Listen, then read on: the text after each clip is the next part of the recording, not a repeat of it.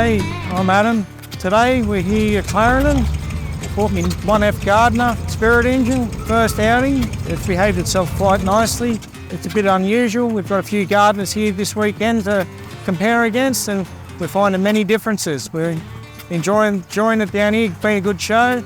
This Gardner was tested in 1911. I've got a copy of the original test sheet by Anson Museum in England. It's approximately 1.5 horsepower, petrol engine, but it's got an unusual hot tube system as well as magneto ignition at the same time, which is quite unusual. I imported this engine earlier this year.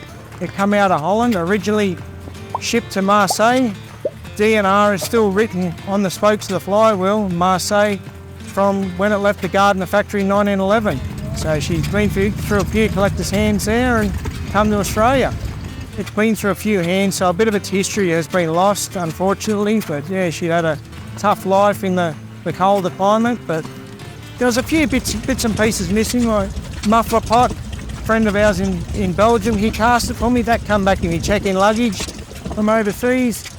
One of the eccentrics were broken, so I had to get a new one of them cast and machined, and just a thorough go through and tidy up. And carburettor was not there, but I managed to source an original Gardner carburettor, which is quite hard to come by. Oiler, I'd ordered one of them from Anton in the Netherlands, and he'd come through. He delivered that for me, so it come really nice, and I'm really happy with the final result. It's running beautiful, in my opinion.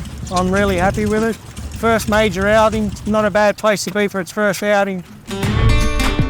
The Old Machinery magazine. Remember to subscribe and tap the bell to be notified of any new videos.